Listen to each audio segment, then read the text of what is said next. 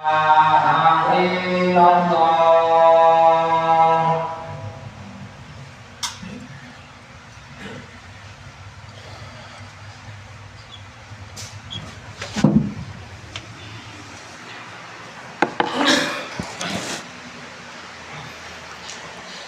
hamdalillah nahmaduhu wa nasta'inuhu wa nastaghfiruh wa na'udzu billahi min shururi anfusina wa min sayyiati a'malina may yahdihillahu fala mudilla lahu wa may yudlil fala hadiya lahu asyhadu an la ilaha illallah wa asyhadu anna muhammadan 'abduhu wa rasuluh qala Allah ta'ala fi kitabihil karim ya ayyuhalladzina amanu taqullaha haqqa tuqatih wa la tamutunna illa wa antum muslimun وقال جل جلاله يا أيها الذين آمنوا اتقوا الله وقولوا قولا سديدا يصلح لكم أعمالكم ويغفر لكم ذنوبكم ومن يطع الله ورسوله فقد فاز فوزا عظيما أما بعد فإن أصدق الحديث كتاب الله وخير الهدي هدي محمد صلى الله عليه وسلم وشر الأمور محدثاتها فإن كل محدثة بدعة وكل بدعة ضلالة. Jamaah sidang Jumat yang dimuliakan oleh Allah Subhanahu wa taala. Alhamdulillah, syukur kita sampaikan kepada Allah Subhanahu wa taala, Zat sang pemilik segala kenikmatan baik yang ada di langit maupun yang ada di atas permukaan bumi ini.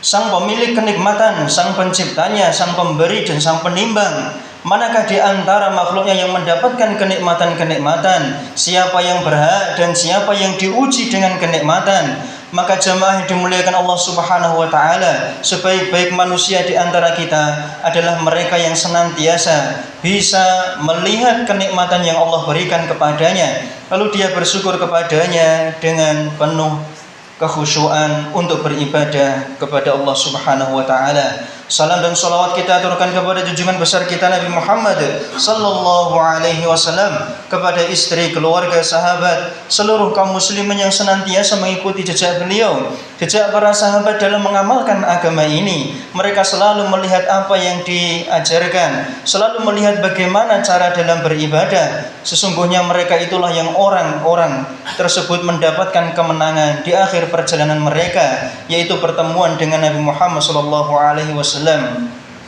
Sidang Jumat yang dimuliakan oleh Allah Subhanahu wa taala, bahwa kehidupan manusia, kehidupan kita di alam dunia tidak hanya dilihat dan ditimbang dari segi fisik saja, namun di sana ada kehidupan yang lebih utama dari apa yang dilihat oleh mata, kehidupan yang lebih utama daripada anggota badan, yaitu kehidupan hati-hati yang ada di dalam jiwa-jiwa kita.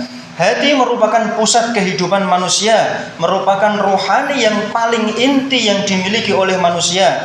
Maka sesungguhnya hati merupakan tolak ukur manusia itu hidup, mati, ataupun berpenyakit. Betul, hati dibagi menjadi 3. Hati-hati orang beriman dan bertakwa adalah hati mereka yang hidup dengan apa yang Allah turunkan dari langit. Sebagaimana seorang petani menurunkan air, mengairi, memberikan pupuk kepada tanaman yang mereka tanam, maka Allah Subhanahu wa taala memberikan kita kehidupan di dunia ini, melemparkan sebagaimana Allah Subhanahu wa taala melemparkan Nabi Adam dan Hawa serta iblis ke alam dunia. Allah memberikan penyiraman dan pupuk untuk kehidupan mereka semua.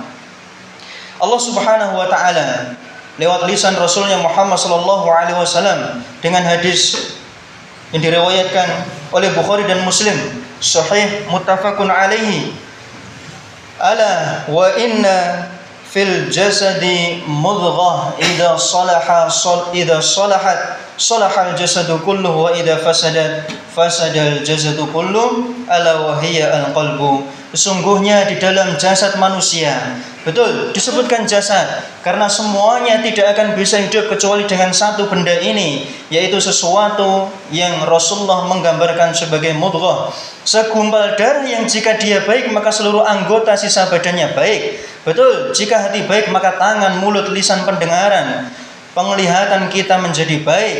Betul, jika dia rusak maka kaki kita pun akan rusak untuk menuju ke tempat yang tidak diridhoi. Tangan kita pun akan melakukan sesuatu yang tidak akan diridhoi oleh Allah Subhanahu wa taala. Maka hati menentukan niat-niat kita semua. Niat menentukan kebaikan amal kita.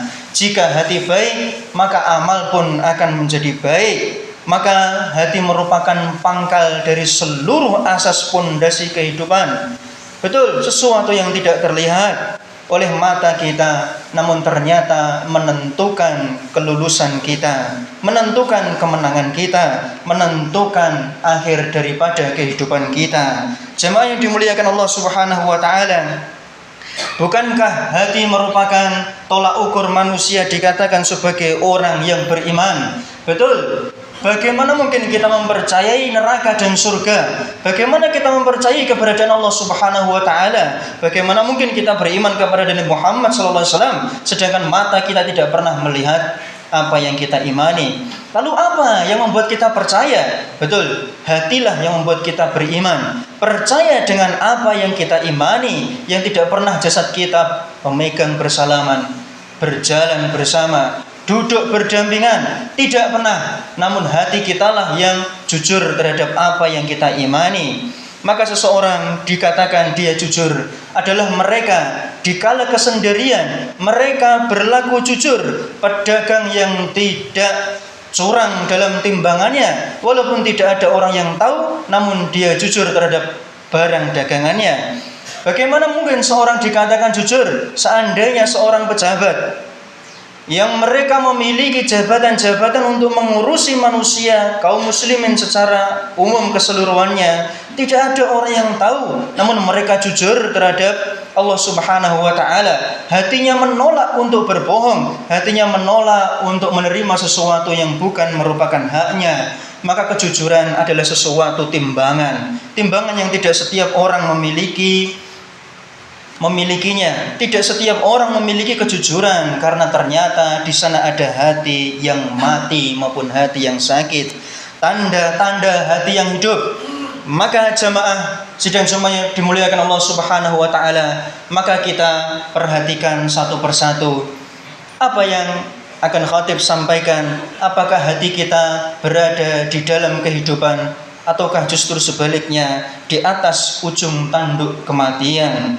Hati-hati manusia yang hidup memiliki tanda-tandanya. Di antaranya mudah tersentuh oleh ayat-ayat Al-Quran jika dibacakan kepadanya.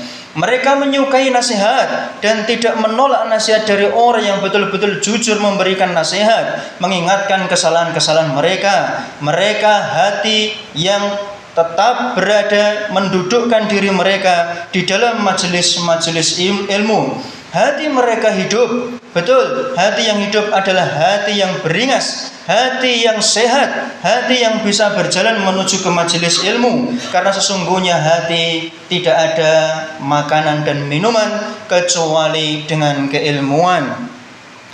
Berikutnya, hati yang memiliki kehidupan yaitu hati yang benci terhadap kemaksiatan dan dosa. Maka pertanda-tanda mana lagi yang menunjukkan bahwa hati kita hidup jika ternyata kita tidak peka terhadap dosa? Ternyata dosa kemaksiatan berlalu begitu saja di depan mata kita, lalu kaki dan tangan kita melangkah menuju kepada hal tersebut. Kita mengikuti, badan mengekor kepada kemaksiatan dan dosa. Maka hati hidup mana lagi yang ada di dalam jiwa kita? Hati yang hidup adalah hati yang selalu merasa diawasi oleh Allah Subhanahu wa taala. Tidak ada yang tahu, namun mereka takut jika seandainya perbuatan itu membuat murka Allah Subhanahu wa taala. Maka selalu diawasi adalah tanda hati yang selalu hidup di dalamnya. Jemaah yang dimuliakan Allah Subhanahu wa taala, dalilnya apa? Allah Subhanahu wa taala berfirman dalam surat Al-Anfal ayat 2, "Innamal mu'minuna idza dzukirallahu wajilat qulubuhum." Sesungguhnya orang-orang yang beriman, hati mereka yang hidup adalah mereka yang jika disebutkan nama Allah Subhanahu wa taala, hati mereka bergetar. Kenapa? Karena hati mengetahui keberadaan sang penyiram, merindukan sang penyiram. Hati yang mati, yang kering kerontang, merindukan siapa yang membawa penghidupan dan pengairan. Maka hati kita apakah telah hidup? bergetar, merindukan kalimat-kalimat Allah Subhanahu wa taala yang dibacakan kepada kita, pertanyaan itu harus kita jawab masing-masing. Maka jangan pernah kaki kita melangkah meninggalkan masjid ini sebelum kita introspeksi diri, apakah hati kita masih hidup atau tidak ketika nama Allah disebutkan. Wa idza tuliyat alaihim ayatuhum zadatuhum imana, dan jika dibacakan kepada mereka ayat-ayat Al-Qur'an, maka bertambahlah keimanan kepada mereka, bertambahlah hati mereka kekhusyuan, rasa takut kepada Allah Subhanahu wa taala. Hati yang hidup adalah hati yang bereaksi. Jika sesuatu diberikan reaksi, jika sesuatu diberikan dorongan dan motivasi, kok tidak bergerak, maka tanda mana lagi kecuali yang pantas adalah kematian. Maka apakah hati kita bergetar? Maka kita tanyakan kepada diri kita masing-masing. Jemaah yang dimuliakan oleh Allah Subhanahu wa taala, hati yang mati. Hati mati berarti kebalikannya. Hati di mana seseorang tidak pernah merasa berdosa, tidak merasa bahwa dosanya bertambah. Setiap di mana kali dosa bertambah, maka satu titik hitam menutupi hatinya. Jika dosa berulang-ulang terus walaupun kecil, maka dia akan menjadi besar. Jika dilakukan sehari, 2 hari, 3 hari, maka itu akan menjadi kebiasaan. Maka dosa akan menutupi putihnya hati manusia. Betul, penciptaan kita adalah hati yang bersih. Allah tidak menciptakan diri kita kecuali dalam keadaan fi ahsani taqwim, kecuali dalam keadaan yang sempurna, keadaan yang paling baik. Hati yang putih bersih justru kita sendiri yang menghitamkannya. Jamaah sidang Jumat yang dimuliakan Allah Subhanahu wa taala, tanda hati kita adalah hati yang mati, adalah tidak peka lagi terhadap nasihat, tidak akan pernah lagi tersentuh oleh yang namanya ayat-ayat Al-Quran. Apa yang ditimbulkan dari semua itu, maka tidak lain dan tidak bukan adalah malasnya anggota badan dalam beribadah. Namun apa? Dahulu pernah saya sampaikan, seseorang yang hatinya lemah, maka anggota badannya pun juga akan lemah. Namun ternyata seseorang yang hidup di dunia pilihannya cuma 2. Jika dia lemah di akhirat, jika dia sibuk dalam urusan akhirat, dia tidak menyibukkan diri dalam urusan akhirat, maka ada hal lain yang menyibukkan dia. Na'udzubillahi min dzalik, kita berlindung darinya. Jika ternyata anggota badan kita sibuk untuk mengurusi dunia namun lalai dalam urusan akhirat. Uang saku mana yang akan kita bawa jika seandainya kita mati hanya berselimutkan kain kafan? Tidak ada yang mengiringi kita kecuali amal kita. Apa yang bisa kita bawa di dalam kematian kita kecuali kita mempersiapkan hati-hati kita untuk menggerakkan anggota badan kita berjalan menuju Allah Subhanahu wa taala, lalu menjadi seseorang yang selalu butuh terhadap Allah Subhanahu wa taala. Puncak dari setiap kebutuhan seorang muslim adalah surganya yang abadi kekal di dalamnya. Afaman syarahallahu sadrahu lil iman. Tidakkah celakalah orang-orang yang hatinya keras. Afaman fawailul lil qasiyati qulubuhum min dzikrillah. Sungguh celaka hati-hati yang tidak pernah mengingat Allah Subhanahu wa taala. Hatinya keras seperti batu, tidak pernah bisa melembut, karena kelembutan itu adanya kepada berzikir kepada Allah Subhanahu wa taala. Jemaah yang dimuliakan Allah Subhanahu wa taala, hati yang ketiga yaitu hati yang sakit. Betul, dia hidup namun juga tidak mati. Hidup istilahnya hidup segan, mati pun tidak mau. Maka hati siapa yang seperti itu? Dalam sebuah riwayat disebutkan Umar bin Khattab merasa takut terhadap sesuatu yang dibacakan terhadap hatinya. Inna adzab rabbika lawaqi'. Sesungguhnya azab Tuhanmu itu pasti terjadi. Betul, azab menimpa kepada mereka yang tidak mempersiapkan hati, memperbaiki hati, lalu badannya menuju kepada Allah Subhanahu wa taala. Jemaah yang dimuliakan Allah Subhanahu wa taala, maka hati kita bukanlah sekedar sesuatu yang terlewat. Sesungguhnya pertanda hati hidup ataupun tidak, kita lihat anggota badan kita. Jika badan kita menuju kepada ketaatan, maka hati kita hidup. Jika anggota badan kita lalai terhadap ketaatan, maka sesungguhnya di sana ada pertanda hati yang mati. Aku qouli hada wa astaghfirullah li wa lakum wa lisairil muslimina min kulli dzamb fastaghfiruhu innahu huwal ghafurur rahim.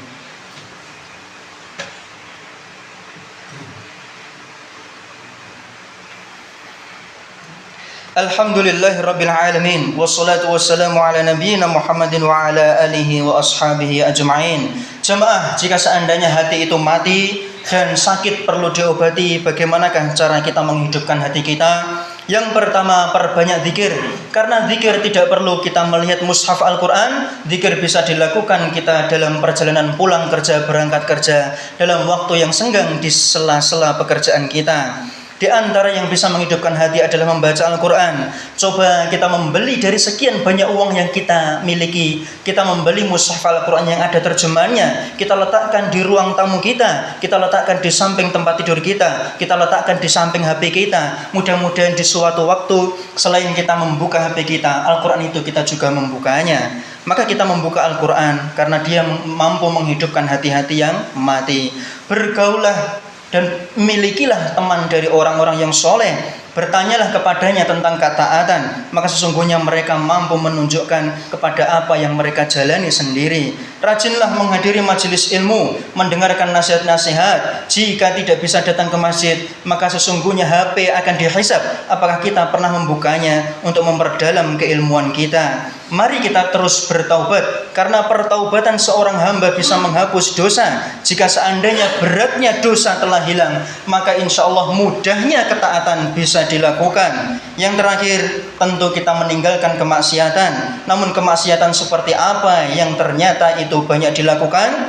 Banyak kaum muslimin melakukan kemaksiatan karena ketidaktahuan. Maka sungguh beratnya hisab seseorang yang dihisab di atas kemaksiatan, namun dia menjawab, saya tidak tahu. Lalu dijawab oleh Allah Subhanahu wa taala, bukankah ada di antara sekian kenikmatan yang aku berikan menunjukkan bahwa engkau seharusnya menuntut keilmuan agar engkau mengetahui? Maka kenikmatan yang aku berikan ternyata menjerumuskanmu ke dalam neraka.